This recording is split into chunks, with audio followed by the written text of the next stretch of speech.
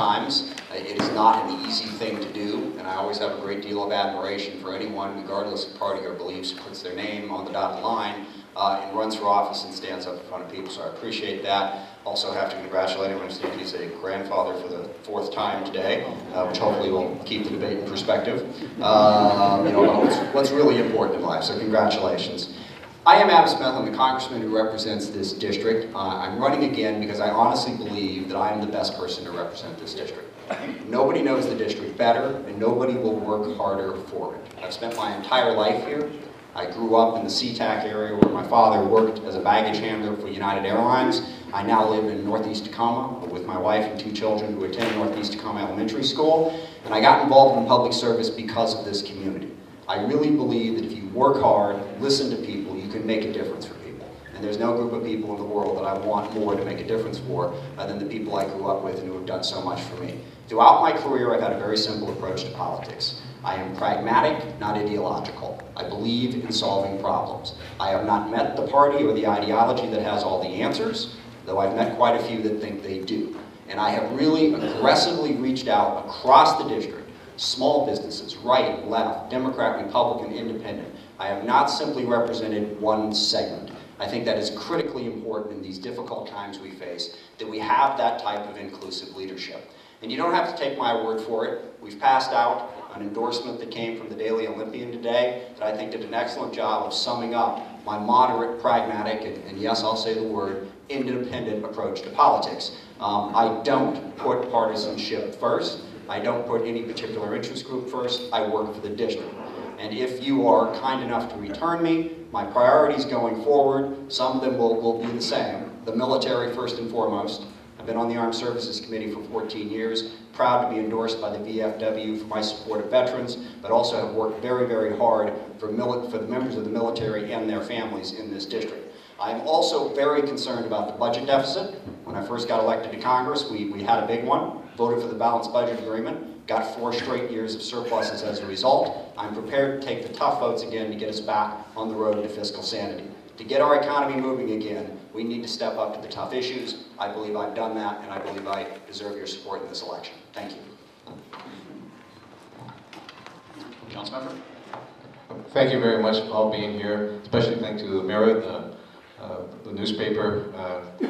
4th Estate is so important that we have a vibrant local and national newspapers.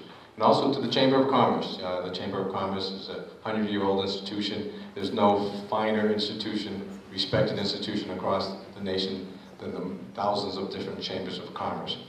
My name is Dick Muri, and I would be honored to represent you as your congressman. Who am I? I'm originally, as you can probably tell a little bit, I'm not originally from here.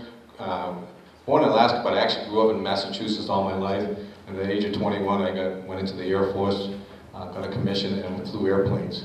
Was lucky to get my navigator wings in 1976, got stationed here, flew airplanes for 7 years, but along the way I met a young lady out of Lakes High School and got married.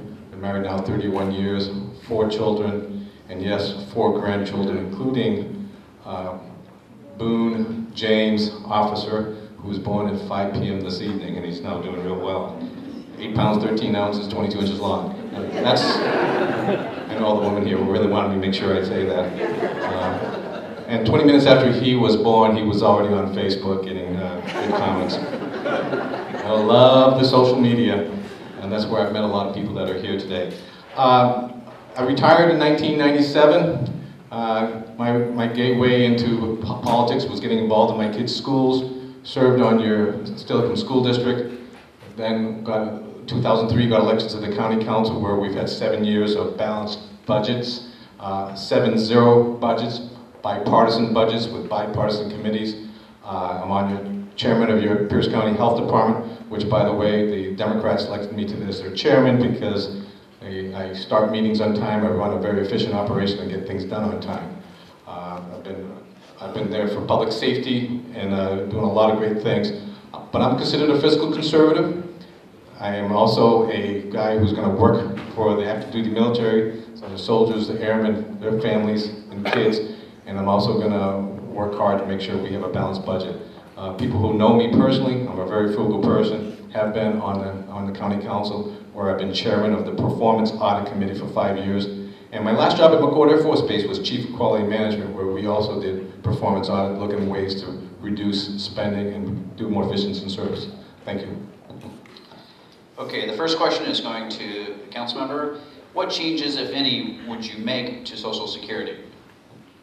Well, I've already talked to a lot of young people. The big thing about Social Security is that younger people under 50, all the way down to those newly born, including my grandson, are going to have to retire at a later age. For those who are already retired, promises made, promises kept. But the good news is, people are living longer.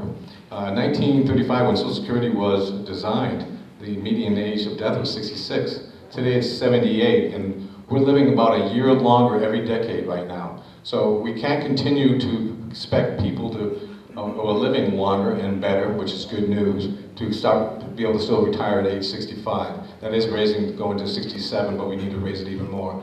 And I talk to young people, and they tell me that would be a good idea. They just want to know it's going to be there. They know they're going to have to work a little bit longer because, as they say, 50 is the new 40, 60 is the new 50, and 70 will be the new 65. Thank you. Congressman?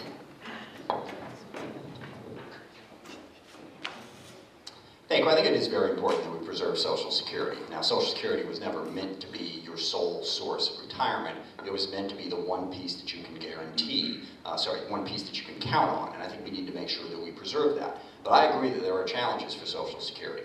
It is a significant part of that budget. We have a significant budget deficit, and we are going to have to look at ways to restructure it. We've already raised the age from 65 to 67. We may look at ways to raise the age further, but if we do that, the one point I really want to make is it depends a great deal on what type of job you do.